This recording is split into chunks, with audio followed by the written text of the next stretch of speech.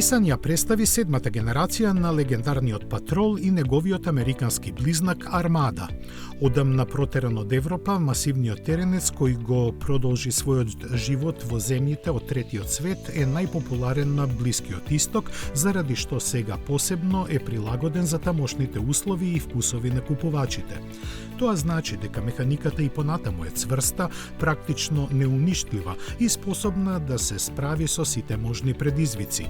Моќниот 3,5 литарски твин турбо V6 мотор, специјално подготвен за експлоатација на високи температури, своите 425 конски сили ги испорачува на сите 4 тркала преку 9 степена автоматика.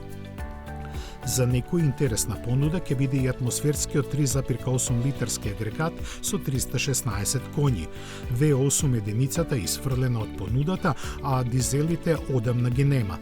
Прилагодливото воздушно ослонување ги подобрува перформансите и комфорот, а Nissan се фали и со иновативните технологии.